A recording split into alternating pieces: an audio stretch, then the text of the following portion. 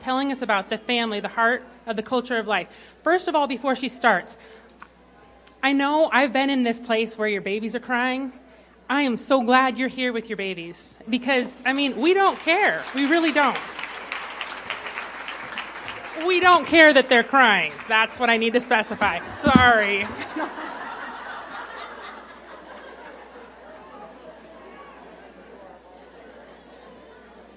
It's a beautiful sound, the sound of babies crying. So, I've been on a lot of planes recently, and I've been really struck with something that was kind of unexpected, and that was the silence. But it wasn't like a good kind of silence. It was kind of this silence of isolation. Everybody's got their headphones on, they're in their own little virtual world, no one talks to each other, don't even acknowledge that someone is squeezed next to them in this tiny little airplane seat. And I know it's an awkward situation, I admit. It's like your choice is you either pretend the person next to you doesn't exist, or you risk talking about someone's grandchildren for the next 6 hours.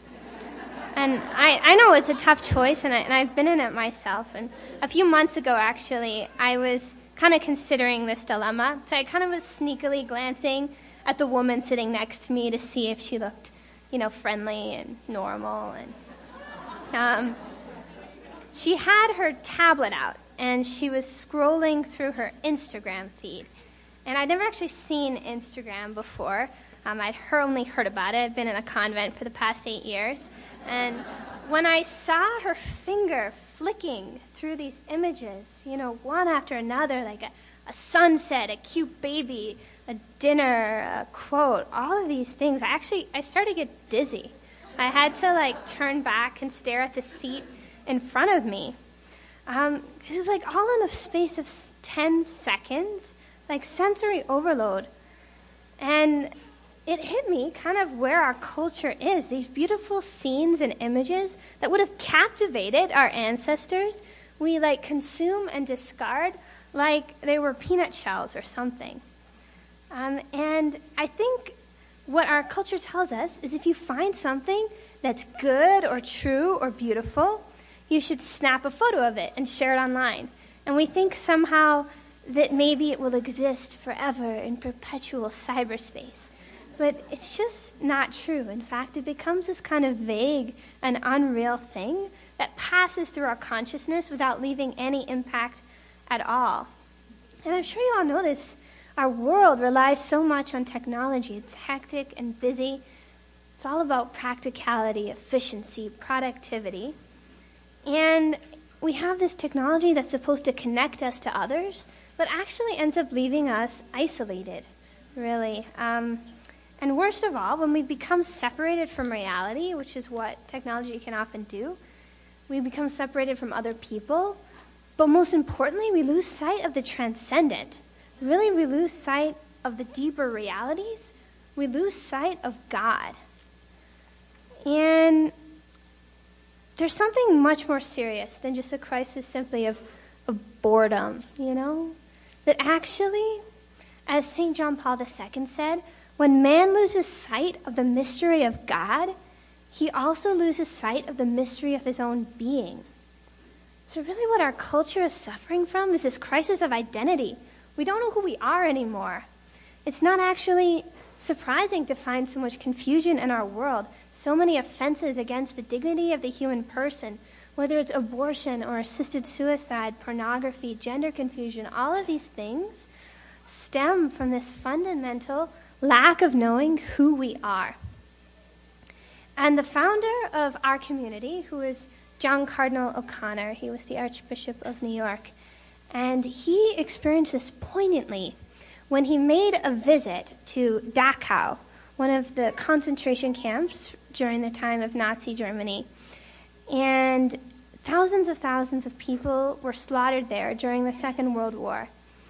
And as he put his hand into the crematorium oven, he said he felt the intermingled ashes of Jews, of Christians, of rabbis and priests. And he had this powerful moment where he said to himself, "Good God, how could human beings do this to other human beings?" And he made a vow in that moment to dedicate the rest of his life to the sacredness of the human person, which eventually led to the founding of the Sisters of Life. Because Cardinal O'Connor really recognized the need for prayer and fasting on behalf of the sacredness of human life. But not only that, he recognized something very particular, that what was needed was a community dedicated to that cause, really a family. And that's how he saw the Sisters of Life, really, as a family. And really, that's like the antithesis of the isolation of our modern world. It's the family. It's what is needed. And I've been surprised myself to see what a gift it has been to be part of the family of the Sisters of Life, and how important it's been in my own growth as a person. I remember one time I was a novice, and I had just dropped something and smashed it on the ground, and I was feeling pretty vulnerable, ashamed and discouraged, what's wrong with me.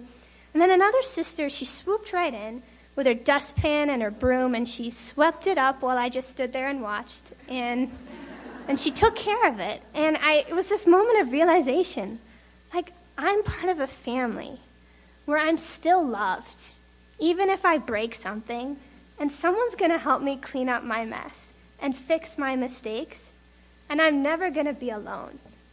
And that's what it means when we have a family. And John Paul II also said, it's necessary to go back to seeing the family as the sanctuary of life. The family is indeed sacred. It is the place which life, the gift of God, can be properly welcomed and protected against the many attacks to which it is exposed. And it can develop in accordance with authentic human growth. He said, in the face of the so-called culture of death, the family is the heart of the culture of life. And when I look out at you, all of you wonderful, faithful women, I have so much hope for our culture. Because, as you all know, women are the heart of the family, and you are the ones that are going to build a culture of life. So that's what I want to speak to you about a little this afternoon, is how that we as women can foster a culture of life in our families, in your families. So I want to speak, first of all, about the gift of maternity, the gift that women have to nurture and bring others to life, how to foster this capacity within ourselves and our families by developing what's called a contemplative outlook. And thirdly, how God's redeeming love can speak into the broken places of our hearts, the broken places of our families, and make them into glorious sanctuaries of life. So first of all, women have this particular capacity to receive others, to notice and be attentive to the whole person.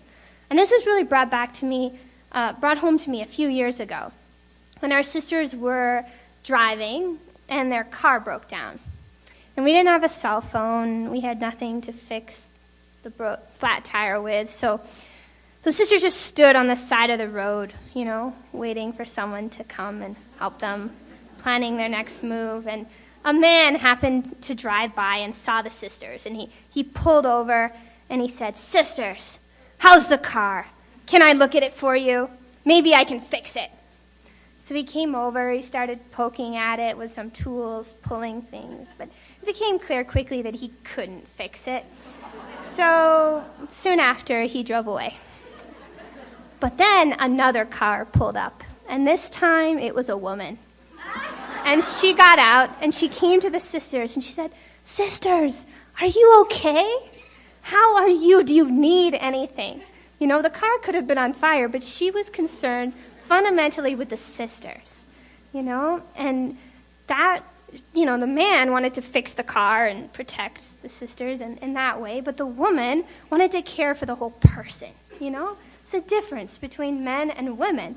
And of course, both gifts are needed to build the family, men to be fathers, solid protectors, problem solvers, but women are needed to be mothers, to be attentive and nurturing.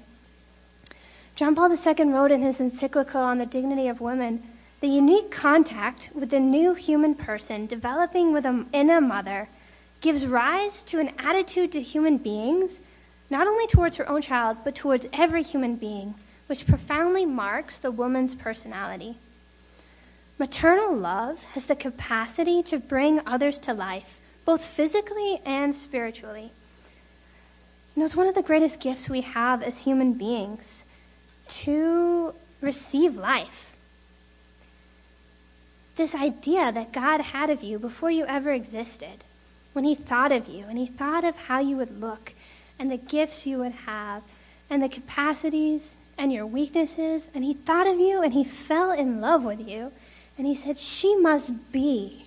I want her to exist, and he loved you into existence, and then he waited for the cooperation of your parents, so that you could be. Isn't that amazing that he would allow us to cooperate in that way in the creation of immortal human beings? That his plan for life is that we would be conceived in love. The only way that the human person could really reflect who God is, because God is love. It's one of the glories of the human person that I think we forget sometimes.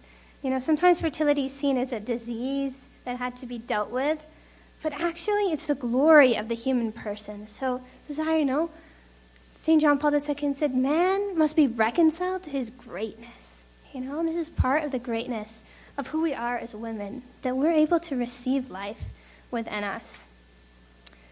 But this greatness is not limited to physical reproduction. It's one aspect of it, but it's something much bigger than that. As human beings, we're called to bring life in spiritually and physically.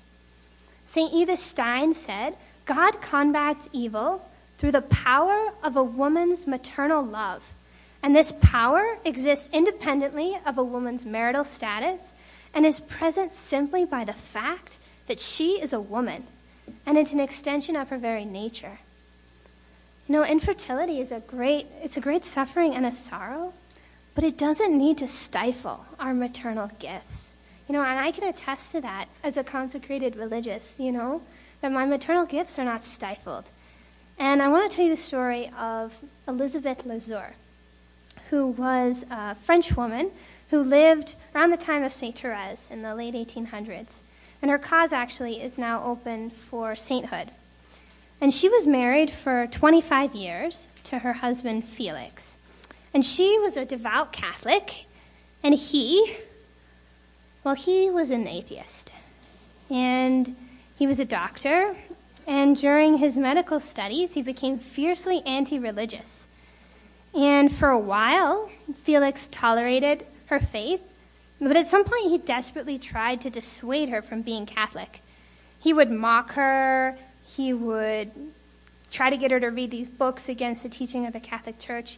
He did everything to try to test her faith. So you kind of wonder, wow, how did this marriage work? Doesn't sound very happy.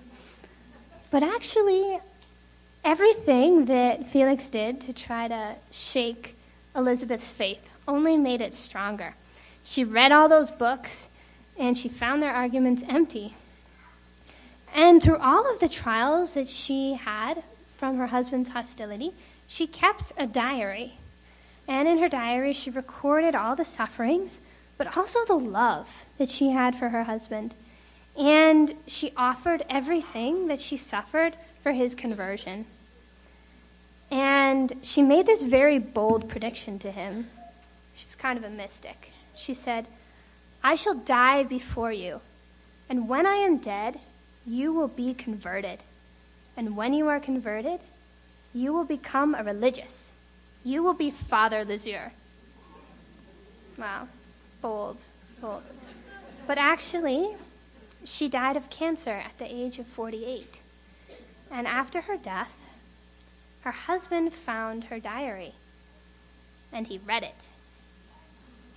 And then he read it again, and again, and he probably read it again, because what he realized in reading that diary was how much she loved him, and how patiently she loved him through all those years, even though he'd made her life so difficult with his hostility to the faith.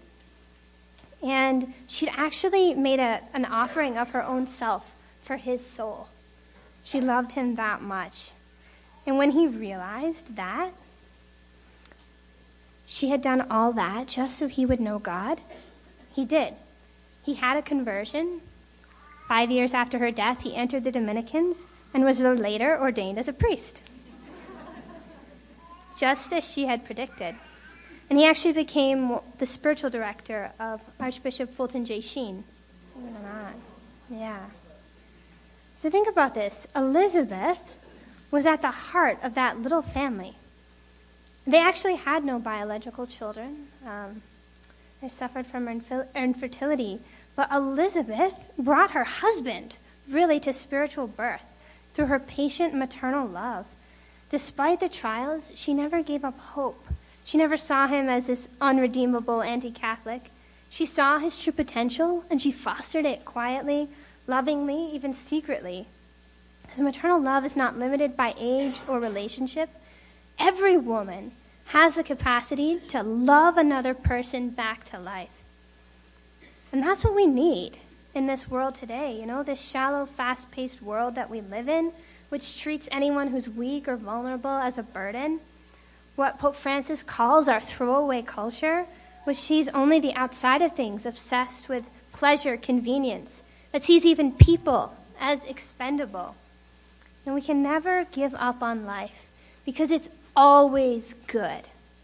Always good. Even in the midst of suffering and weakness, that's when a woman's true strength shines. To love and to suffer. That is what makes women great. When I was serving at our visitation mission in Manhattan to women in crisis pregnancies, I really saw this powerfully in this one woman that I served. I'll call her Rachel. That's not really her name. But Rachel grew up in a very broken family in the South Bronx. She had a lot of struggles in her life. She struggled with addiction. She was in an abusive relationship. Really, her life was a mess. And she became pregnant. And everyone told her, you should have an abortion. It's for the best. It's the only thing to do. Look at your life. It's in shambles. And she actually made an appointment at a clinic. And she went. But while she was there, she encountered one of our friends who was praying outside. And he offered her another option. And he brought her instead to our convent to meet with us and see if we could come up with a new plan. And Rachel heroically chose life, even though it meant going into hiding from the father of her child. And it was really, a heroic decision. But unfortunately, there were complications at the birth of her son. I'll call him Isaiah, and he suffered some very severe brain damage. And actually, he's confined to his crib on a breathing machine, and he makes very few movements. And the world would kind of look at this and say, wow, what a tragedy, what a waste, She should have just had the abortion. Look at this, But little Isaiah, in his weakness and his vulnerability, was such an incredible gift to his mother, and he brought out her true greatness. And I watched as Rachel was transformed from this struggling, lost young woman into supermom. She stood up to those doctors and those nurses who told her that she should just give up on him. And she said, no, I have hope for my son. And she started getting her life in order, getting things under control so that she could be ready to receive him back home when he would be better enough to leave the hospital. And really, she became the woman that she'd always meant to be through this child, who can't even breathe on his own. And as tragic as what happened to Isaiah was, when you look deeper, it's not hard to see the goodness of his life. That his vulnerability and need brought more love into the world. What greater contribution could we make than to bring more love into this world? So how do we foster this capacity to be able to receive others in our hearts, these life-affirming values in our families? Well, what we need is a special way of looking at the world. And it's not a way that's limited to women, but I think we have a particular gift for it. And it's what St. John Paul II calls the contemplative outlook. In his encyclical, The Gospel of Life, he says, "Such an outlook arises from faith in the God of life, who has created every individual as a wonder. It's the outlook of those who see life in its deeper meaning, who grasp its utter gratuitousness, its beauty, and its invitation to freedom and responsibility. It's the outlook of those who do not presume to take possession of reality, but instead accept it as a gift, discovering in all things the reflection of the Creator and seeing in every person his living image."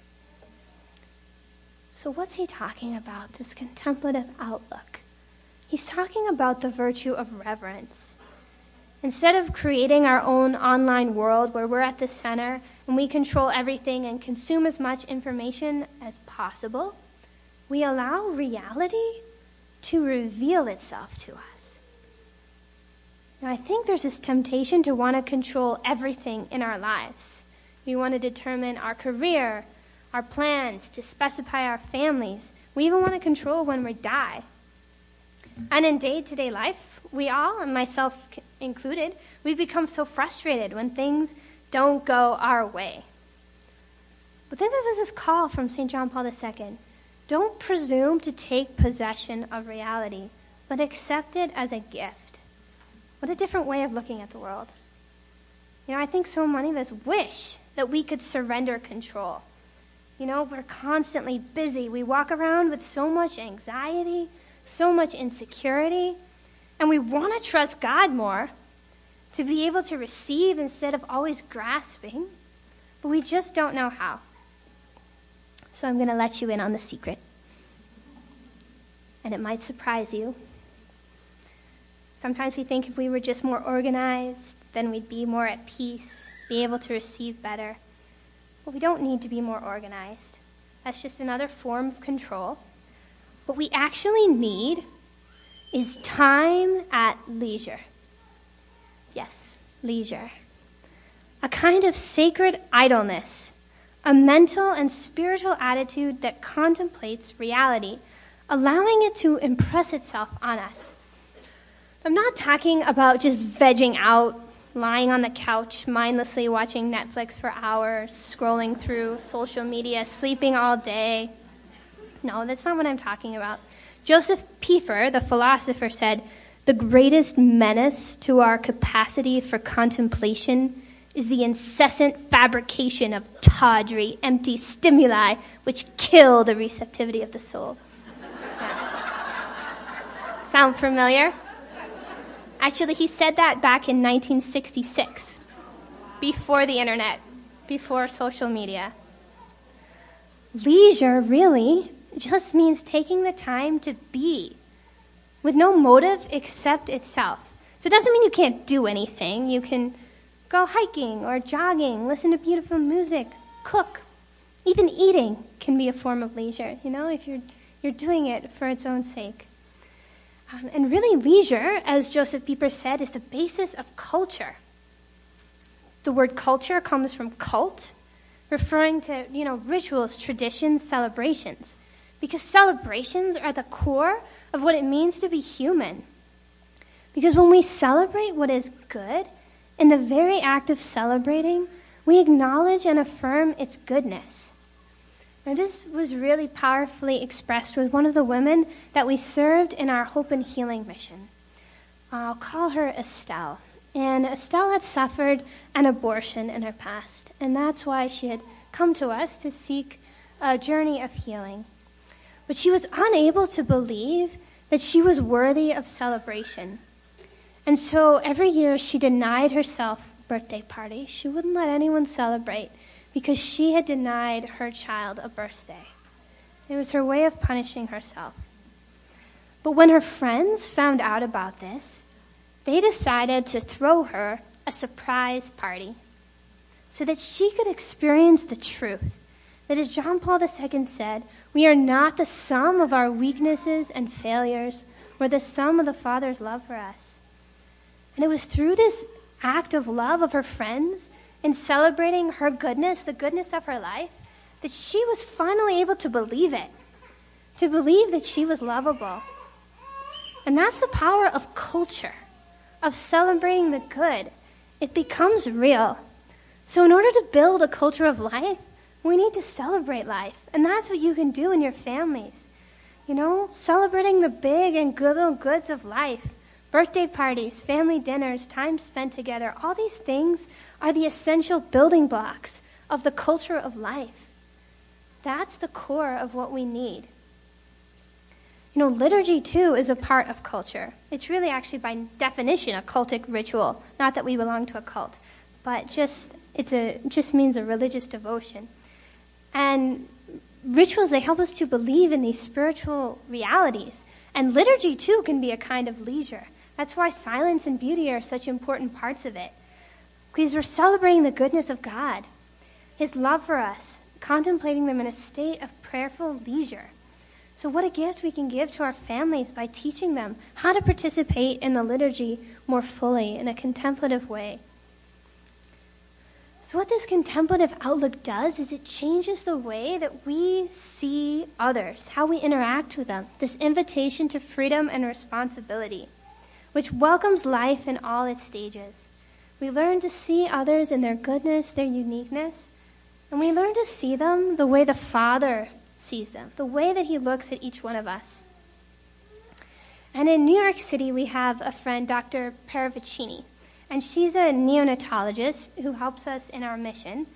And back in 2001, she started working on a team of doctors who work on high-risk pregnancies. And they would meet regularly to discuss difficult cases, and without discussion or question, really, they would always advise the same thing, which was basically, you should have an abortion. And Dr. Paravicini would basically be the only one who would advocate on behalf of these children and say, maybe there's another way. And one day, she was presented with really a very challenging case. It was a 15-year-old mother and a 15-year-old father, her boyfriend, and they were pregnant with conjoined twins. And the two girls were attached at the chest, and they shared only one heart. So everyone knew, it would be impossible to save them. There's nothing we can do. But Dr. Paravicini agreed to support these young parents in their desire to at least give their little girls a chance at life, even if everyone knew it would only be for a very brief time in the world. So you imagine, on the day of the delivery, the OR room was crammed with doctors, nurses, interns, medical students. Everyone wanted to be there, but not out of compassion. Really, it was out of curiosity to see this kind of rare and freakish occurrence, the birth of Siamese twins. And they were making really heartless comments. Things should never have gone this far. Why wasn't this taken care of months ago? But then the twins were born, and all that murmuring stopped. Because little Keela and Kayla were born embracing each other. And they weighed about 1.5 pounds each. And that young father, 15 years old, he asked Dr. Paravicini if he could hold his daughters. And so he took his barely breathing little girls, and he said to them, "Don't be afraid. Daddy's here." And silence filled the OR, and tears were shed, and there was a great hush.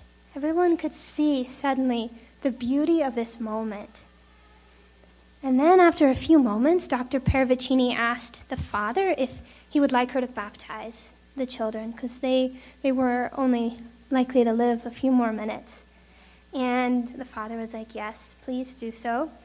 And so she began to make the sign of the cross over the first child. She said, "I baptize you, Keela, But at that moment, the father grabbed her arm and he said, "No, that's Kayla. This is Keela." Isn't that beautiful, this gaze of this teenage father on his children? It was a contemplative gaze, really. The same gaze that the Father has on each one of you, his beloved daughters, the way that he's looking at you. He knows you uniquely and intimately, the way the Father knew the difference between Keela and Kayla. And he delights in you. So we have to recognize this gift, this truth that I'm loved, that my life is a gift. Because unfortunately, in the world that we live in today, many of us haven't lived this incredible plan that God has for our love. You know, we haven't always received the gift of life into our hearts, into our families. You know, our families aren't perfect. And the amazing thing, really, is that God's mercy is always ready to meet us when we open our hearts to him. You know, this Sunday is Divine Mercy Sunday. And the floodgates of God's mercy are open. One of the most incredible things I think about God is the way he sticks to his plans. You know, even when we abuse it, when we reject his gift through contraception, through abortion, he doesn't give up on us. He doesn't give up on humanity. Even when children are conceived outside of a loving marriage, whether it's through rape or abuse, or when couples desperate for a child shut God out by conceiving through artificial means. In any of these situations, God doesn't withhold this co-creative power that he's given us. You know, how many children have been conceived in less than ideal circumstances? Circumstances that might bring sorrow to God's heart. And yet, even those children are loved and willed into existence. It's how God brings good out of every evil, the gift of those lives. And that's how God's mercy works. He brings good out of everything that we fail out, every sin, every failure. God can bring wonders and glory out of. And at our open healing retreats for women who have suffered abortion, women have an opportunity to choose a rock. And the rock is meant to symbolically represent the burdens that they're carrying as a result of their abortion. And they carry these rocks with them all weekend. And the Lord desires to take those burdens away with his merciful love. And when those women have experienced that God has lifted those burdens from their hearts, then they lay those rocks at the foot of his cross. And then, after the retreat, the sisters will take all the rocks from the retreat and they'll prayerfully throw them into some body of water. So it happened that after one of these retreats, the sister who was in charge of this kind of put off the operation of throwing the rocks in the water for a while. But then one day, one rainy morning, she said, "Today is the day." So she and her sister, they went down to a nearby pond with all the rocks, and they started throwing them one by one into the water. And as they were doing this, two women approached them and asked, "Sisters, what are you doing?" And the sisters explained, about the retreat and the symbolism of these rocks. And the women started crying. It turned out that these two women, they were blood sisters. One was actually an Episcopalian priest. And they thanked the sisters, and they left. And that was the end of it. Except that a year or two later, one of the sisters was talking to an older Episcopalian priest, and he kept going on and on about his grandson, Peter. It was all Peter this, Peter that. Peter's the apple of everybody's eye. We just love Peter. And after speaking to him for a while, she started to put some of the pieces together. So it turned out this man had two daughters. One of them had followed him in ministry and also became an Episcopalian minister. And the other daughter became pregnant in less than ideal circumstances. And she had scheduled an abortion. But her sister had convinced her before the abortion to take a walk with her one rainy morning down to the pond. And they met there some nuns throwing rocks into the pond. And that day, she didn't go to the abortion. She chose life. And she named her son Peter, which means rock. And that's what God does. He takes our burdens, our mistakes, our failures, and he transforms them into instruments of his grace. If we only let him, they can become these life-giving springs for ourselves and for others. We don't need to have perfect families in order to be architects of the culture of life. Every family has its struggles, but if we open our hearts to the gift of life that God wants to give each one of us, if we give him permission to use our maternal gifts to bring others to life, he will. And I want to share with you one final story, just as proof of the power of love to bring others to life. And it's the story of Raquel, who's a woman who lived with us at our convent when she was pregnant. And Raquel chose life in difficult circumstances, but when she first came to live with us, she said, I would never tell another woman what to do if she was pregnant in a situation like mine. I'm pro-choice. I'm choosing life, but I would never tell anyone else the same thing. But you'll see that love changed her mind. And so one day, Raquel was at the hospital, going to a doctor's appointment. And another woman got on the elevator with her. And so Raquel said, "Hello." And the woman burst out crying. And she told her that she was pregnant. So Raquel said, "Oh, congratulations, I'm pregnant too." But the woman said, "No, you don't understand. I just can't do it right now. It's not the right time." At that moment, Raquel felt her baby Liam move. So she placed the woman's hand on her belly, and she said, "Do you feel that?" And at that moment, the baby kicked. And the woman was like, "Wow." And Raquel's like, "Yeah, my baby's going to be a linebacker. He's going to be strong and he's going to be blessed." And the woman said, "Well, why is he going to be blessed?" Raquel said, "Because he's here. And whether you cry or you laugh, if you're here, you're blessed. You're put here for a reason." The woman said, "I'm going to get an abortion." And Raquel said, "No, you're not. You're not going to have an abortion. You're going to have a little girl. And I know that because I wanted to have a little girl, but I'm having a boy, and that's okay. But you have your little girl, and you dress her up in pink, and you put ponytails in her hair, and you call her Raquel. And by the way, my middle name is Jasmine. And if she asks you how she got her name, you tell her that you met a fabulous lady on the elevator who was pregnant one day, and she told you that you were going to have a beautiful little girl." So the woman laughed, and they got off the elevator together, and Raquel, who can be pushy at times, walked her up to her OBGYN to make an appointment for prenatal care. And that was the end of their interaction, and they didn't see each other again until 2 years later. They were at the same hospital, and Raquel saw this woman coming down the hallway, and she was pushing a stroller. And she ran up and hugged her. Actually, it was a double stroller, and she had twins.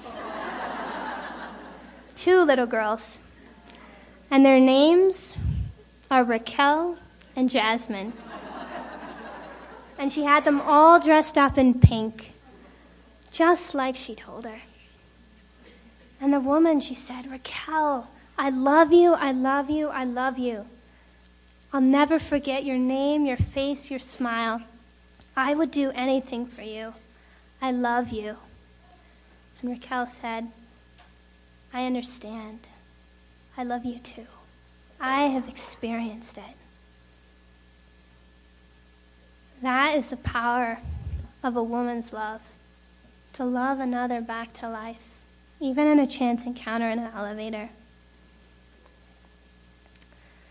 So it's been really my joy to be with you at this conference today.